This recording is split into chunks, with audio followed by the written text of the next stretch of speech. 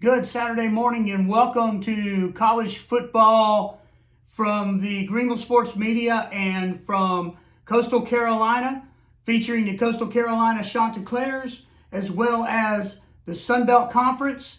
We talk about both of those each and every week, and we encourage you all to tune in to each week's show. It's very professionally done.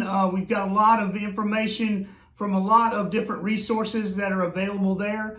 And to keep you updated with all of the current and coming news, especially with basketball getting ready to season getting ready to get underway. We have that feature. You know, you've got some winter baseball still playing, some scrimmage games, and then you've also got volleyball as well as ladies and men's soccer kind of wrapping up their regular seasons. And so there's a lot of sports going on out there right now. And of course, we want to keep you up to date on what's happening with Coastal Carolina sports, as well as what's happening in the Sun Belt. And mainly for me in the Sun Belt, it's just my predictions each week on how I think the games are going to go. I do want to let you know that I did have my first perfect week last week at 3-0, so I was very excited about that. So this week's game for Coastal is on the road.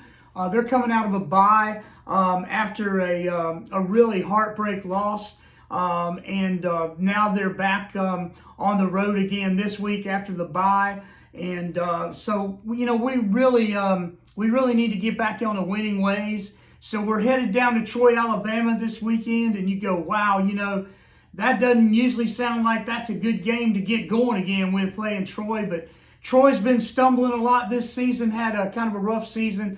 They're off to a 1-7 start, and so everybody's kind of getting to the point right now in the season where you've got to start sucking it up a little bit and start figuring out how you want to end this season and where you want to go postseason.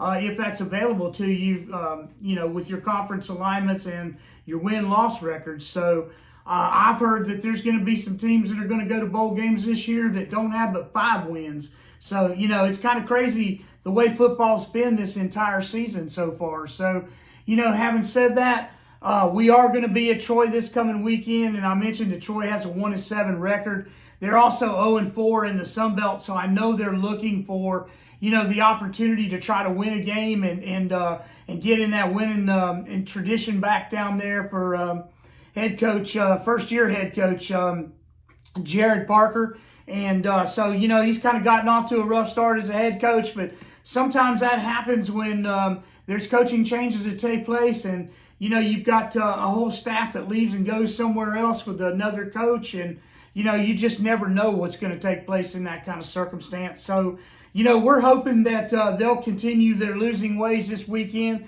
but they'll be a great host to us, and I know they will. That's a great tradition in college football, and I don't foresee them being down too much down there. They're a tough ball club, and they usually are year in and year out, and they're always in there, very competitive in that Western Conference. So we look forward to playing them on Saturday. We've got a 4-3 record, and we're 1-3 in the Sun Belt. We're not setting the world on fire, but if we could get another conference win, we're coming back home for a Thursday night App State game here at Coastal in Conway. So it's an opportunity for us to kind of get things turned back around and get on that winning streak again as we go and close out this last half of the football season this year.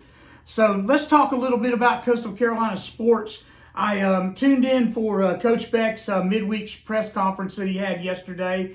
And, like I said, they're coming off a bye week. He talked a little bit about that, talked about some of the practice and how things have been going with practice and with some of the players. Talked about a couple of players that are going to be, one of them out for the rest of the season with injuries that redshirted, and another one that's got some injuries that's missed, I think, 4 or 5 games now, and he redshirted as well. So they were some key players on defense, but I believe they haven't played for a while, so we've been able to plug in some replacements there and done pretty well at those positions. So we're not overall missing too much there, but he did share some additional information about the dismissal of our offensive coordinator and quarterbacks coach that was here, Travis Trickett, that was basically fired following Coastal's loss to Louisiana last weekend, or weekend before last, on homecoming. And that was homecoming weekend. Like I said, it was a really tough loss. We were in the game, we were coming back, and we had an opportunity to win, and we just couldn't close things out. So he said that, there wasn't any one reason per se that he came up with for a reason for firing Coach Trickett. He talked about how much he likes him and likes his family and, admires him as a coach, and he's done some good things for our program. But I think if you went on and listened to the rest of the press conference, Coach Beck went on to say that, he was kind of missing that position in his life. And he just felt like over a period of time that it was kind of revealed to him that that's what he needed to do. And he came from that background with a lot of years of experience with some big major universities of their offensive coordinator positions, including his last one before he came here at North Carolina State. So, he has the experience. I think he really wanted an opportunity to try to help the offense turn around the season that they had going initially in the beginning.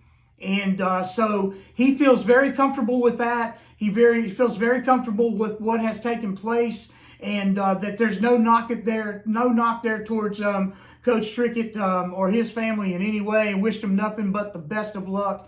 But he just felt like it was something that he needed to do to try to save, as he phrased it, his ball club. And it is his ball club. It's his team. He's the head coach. And so those are the guys that have to make the decisions. And I commend him on the fact that, he felt like he needed to make a change, and he didn't wait till, they were 3/4 of the way through the season with no hope at any type of bowl game or anything of that nature. And that, he just, he felt like he did the right thing at the right time. And so that's the way it's going to carry on going forward. He also was asked a question because in that final game against Louisiana, Ethan Basco had started at QB1, and he was pulled, I think, about halfway through the second quarter and replaced by QB2, which has been traditionally Noah Kim in that position. Noah came in and I thought did a fantastic job to come off the sideline cold, no warm-up time whatsoever, and went in and, didn't accomplish a whole lot on the first series down, but then he got going. He started driving the offense. They scored. They were putting points on the board. It just got down to the bottom end of the game, late in the fourth quarter. They were coming back, and there were a couple of passes that just sailed high over the receivers that were basically wide open. I think there was one instance where he had a wide receiver that dropped one of the passes that just about, took the letters off the front of his shirt. That's where it hit him at on his jersey. And so, having said all that, I'm not blaming Noah. I'm not blaming Coach Beck. I'm not blaming Ethan, and I'm not blaming anybody, period. They play as a team, and they win or lose as a team. And that's the kind of adjustments that they need to make.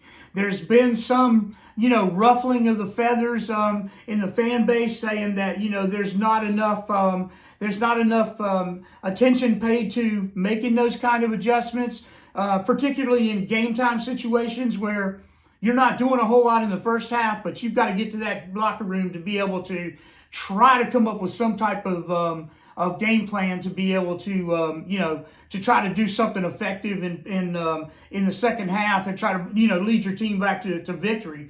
So I think they accomplished that. They didn't quit. They did continue to try, and they tried hard. They just came up short. But coming up short this time of the year is inexcusable when, the thing with Coastal is, and I know the fan base very, very well because I'm part of it, is, we expect our Chanticleers to win on the weekends, and there's a lot of emphasis on that by the fan base, and a lot put on by the fans in general, and I know that may not sound fair to to the football team or any other athletic sports, student athletic sports there at the university, but we just have a winning pride, and that's the kind of thing that we want to continue, and that's the thing we want to get back to again this weekend down in Troy. So he was asked about the quarterback situation, and basically what Coach Beck had to say in regards to that is this game is going to be televised at 4 p.m. Eastern Standard Time from Troy, Alabama. And who will be starting quarterback for that game, Coach Beck? Well, I tell you what, the best thing to do is to tune in at 4 o'clock on Saturday afternoon. This was the explanation that we were given at 4 o'clock, and you'll know who's starting the game. So we're no further down the road in knowing who's starting at quarterback.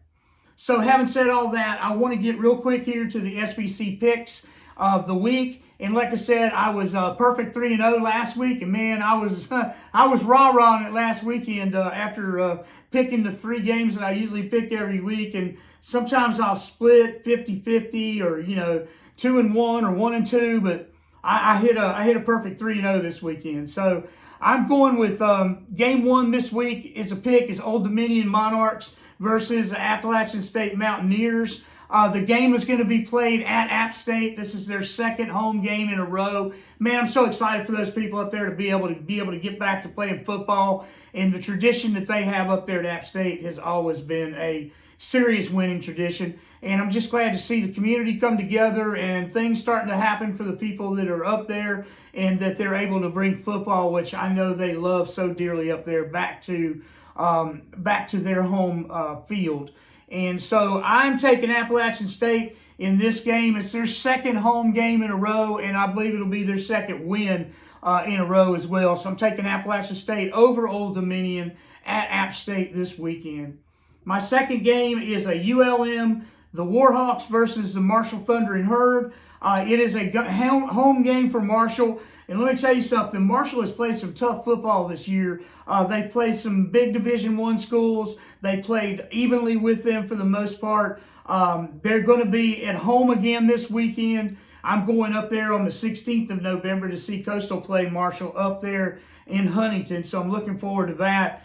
But here's how I feel about that game. Marshall, I think, is going to win at home. I think they climb back into the winning column again, as well as moving up to 5-3 on the season and moving to 3-1 in the conference. And that's a perfect place to be in the East right now with the 3-1 winning record. So I'm going to take Marshall to make that move, and they'll start climbing back into the East and trying to get a piece of that Eastern Conference championship. And my final game is Georgia Southern, the Eagles, against South Alabama, the Jaguars. I'm taking Georgia Southern at home. It's a home game. Georgia Southern is 5-3 and 3-1 in the Sun Belt. South Alabama is 4-4 and 3-1 in the Sun Belt. But I believe Georgia State is just going to muscle them a little bit harder. So I'm going to take the Georgia State Eagles at home in Statesboro, and I think Southern Alabama is going to come away with the Statesboro Blues. That's the Teal Roost podcast for this week.